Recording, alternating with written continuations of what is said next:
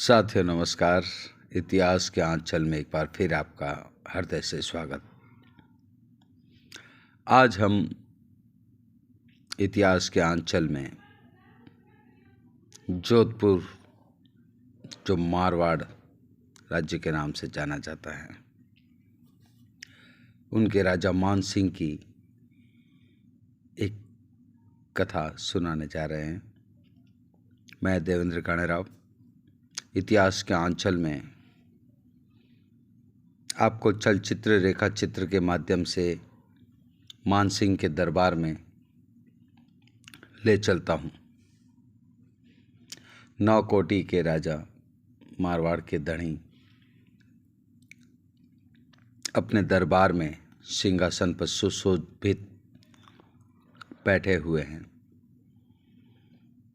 चारों दिशाओं में उनकी यश कीर्ति का बखान करते कवि चारण दान दक्षिणा के लिए खड़े हैं।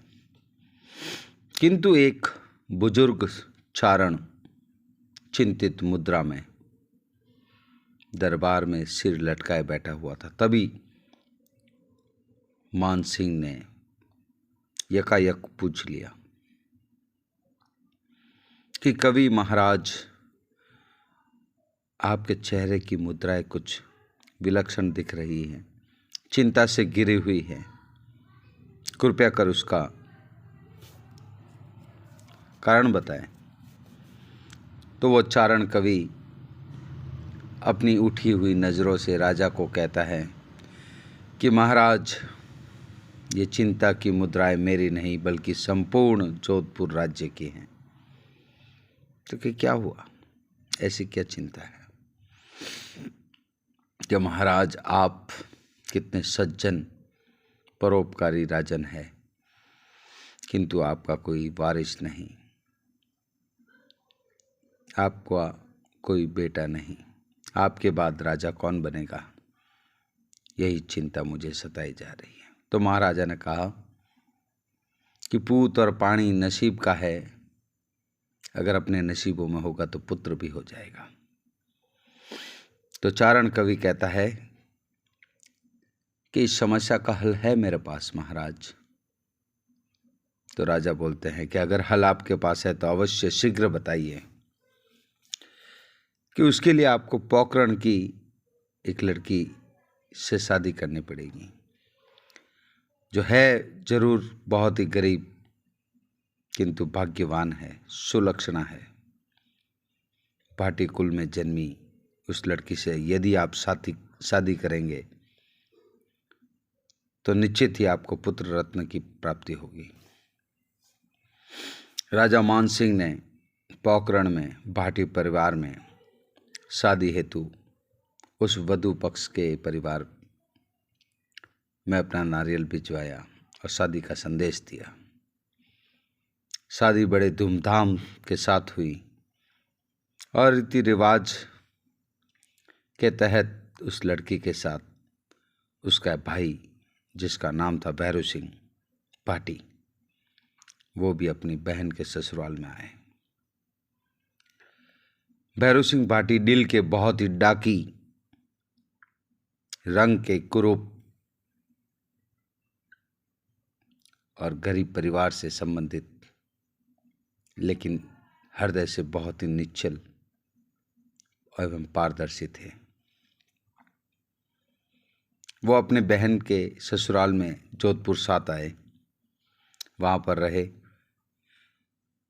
मान सिंह के परिवार वाले उन पर नित्य नए कटाक्ष करते, उनकी गरीबी का मजाक उड़ाते।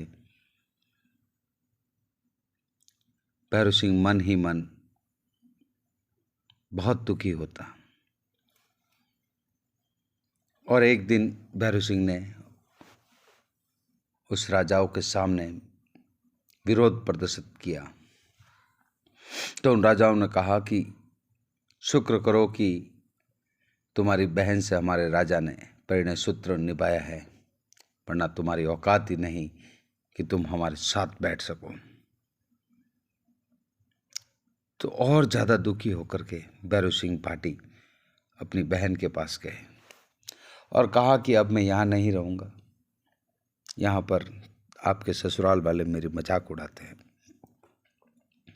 तो बहन ने अपने भाई के दुख को सहन नहीं किया और राजा के पास गए और सारा वृतांत सुनाया। राजा मान सिंह ने एक ही झटके में कहा, कोई बात नहीं, इसका भी इलाज कर देते हैं। राजा मान सिंह ने भैरव सिंह भाटी से कहा कि जाओ, खजांची के पास जाओ और जितना धन चाहिए आप ले लो और अपनी गरीबी को सुधारो। तो भैरव सिंह भाटी की बहन ने कहा कि भैया, आप खजाने से प्रचुर मात्रा में धन ले लो, लेकिन एक बात का ख्याल रहे, वो धन अपने लिए 1 रुपया भी खर्च मत करना। सारा धन परोपकार के लिए लौटा दो, बांट दो, और इस तरह से बांट दो कि चारों दिशाओं में आपकी छवि, आपकी कीर्ति और यशो गहन हो सके। भैरव सिंह भाटी ने अपनी बहन की बात को गांठ बांध ली और जोधपुर दरबार के खजाने से खूब सारा धन लेकर के जनता में बांटना शुरू कर दिया, दीन दुखियों में बांटना शुरू कर दिया, जिसको जरूरत थी उसमें बांटना शुरू कर दिया।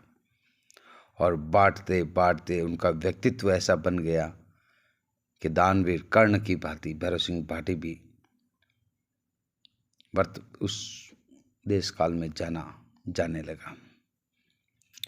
बात तो उस दिन एक ऐसी है कि एक बार भैरव सिंह भाटी ऊंट पे चढ़ करके कहीं जा रहे थे, तो उन्होंने देखा कि एक व्यक्ति खेजड़ी के लुंगा झाड़ रहा था, यानी कि खेजड़ी के पत्ते जो होते हैं उनको पाला कहते हैं, वो झाड़ रहा था। तो भैरव सिंह ने पूछ लिया कि अरे सज्जन व्यक्ति, तू ये खेजड़ी के पत्ते झाड़ तो रहा है, लेकिन खिलाएगा किसे? तुम्हारे पास तो न कोई भेड़ है, न बकरियां है, न ऊँट है। तो उसने कहा कि तुम इस बात को नहीं समझोगे, मैं अभी यहाँ से पाला करने के बाद में जाऊँगा भैरव सिंह भाटी के पास और उससे मैं ऊँट मांगूंगा, और वो ऊँट देंगे तो उसके खाने के लिए कुछ न कुछ तो व्यवस्था होनी चाहिए। यानी कि उसको इतना प्रगाढ़ विश्वास था कि भैरव सिंह भाटी के पास जो भी जाएगा उसको कुछ न कुछ मिलेगा ही, मुंह मांगी चीज मिलेगी। तो ऐसी छवि बन गई थी भैरव सिंह भाटी की। एक बार की बात है, भैरव सिंह भाटी की पत्नी ने कहा कि मेरे भाई की शादी है, अर्थात भैरव सिंह भाटी के साले की शादी है, मुझे भी कुछ पैसे देते, मैं भी कुछ आभूषण खरीदती, नए नए कपड़े पहनती, अपने भाई की शादी में बन ठन कर जाती। लेकिन भैरव सिंह भाटी ने कहा कि नहीं, मेरी जीजा ने कहा है कि ये सारा धन परोपकार के लिए है, परायों के लिए है, अपने लिए मैं एक सुई भी नहीं खरीद सकता। रोती बिलखती, मन को मायूस करती भैरव सिंह की पत्नी अपने पीहर में गई। वहाँ पे अपने भाई की शादी थी, सारी औरतें इकट्ठा हो गई, सब आपस में बात कर रही थी, एक दूसरे के आभूषण देखकर, एक दूसरे के कपड़े देखकर बात करती कि मैंने ये इतने में लाया, मैंने इतने में लाया। बहुत सारी औरतों ने भैरव सिंह की पत्नी पर कटाक्ष किया कि अरे तुम्हारे तो यही सीधे सादे फीके से कपड़े हैं, कोई आभूषण नहीं, क्या तुम्हारे पास पैसे नहीं? तो मन महसूस कर बैठ गई और कहा कि जो भी है बस इतना ही काफ़ी है। फिर उसने कहा तुम्हारे पति नहीं आए?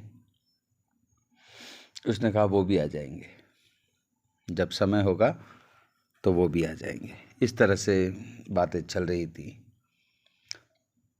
तभी अचानक भैरव सिंह भाटी की एंट्री अपने ससुराल में होती है। ऊँटों पे सरबार चारों तरफ सोने के सिक्के, चांदी के सिक्के लुटाता हुआ भैरव सिंह भाटी आ रहा था। जितने भी दरबारी कवि, मंत्री, संतरी, सामंत अपनी महफिल जमाए बैठे थे, सब उठ करके भैरव सिंह भाटी की तरफ लपके और दान बटोरने लगे। यहाँ तक कि सारा धन बांटते बांटते खत्म हो गया। तो एक औरत ने कहा, मुझे क्या दोगे? तो उसने अपने कानों के गोखरू होते हैं वो भी उसको दे दिए। तो फिर उसकी पत्नी ने उन औरतों से कहा, दैट इज़ माई चॉइस, ये है मेरा भैरव सिंह।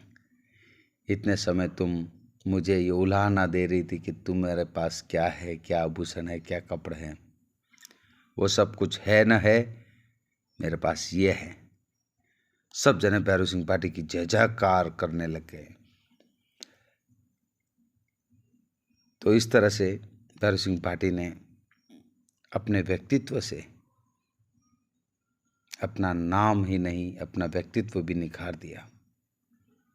और उसके लिए यह कहा जाता है कि शीर समंदर नहीं घटे, ज्ञानी घटे न ज्ञान, नटे नहीं भाटी भैर जी, ने टूट पड़े आसमान। यानी कि पानी जो है घटने से समुंदर नहीं घटता, ज्ञानी के ज्ञान घटने से, और भैरव सिंह भाटी कभी नट ही नहीं सकता। जो भी उसके दरबार में उसके सामने मांगना है उसको नट ही नहीं सकता। ये सब तभी संभव है जब आसमान टूट जाए। तो ऐसी ऐसी लोकोक्तियाँ हमारे इतिहास में वीर पुरुषों के लिए बनी हुई है। भैरव सिंह भाटी अमर रहे, जिन्होंने अपनी बहन की बातों का अक्षरशः पालन किया और स्वार्थ को परे रख करके अपने इस भव और परभव को उभार दिया।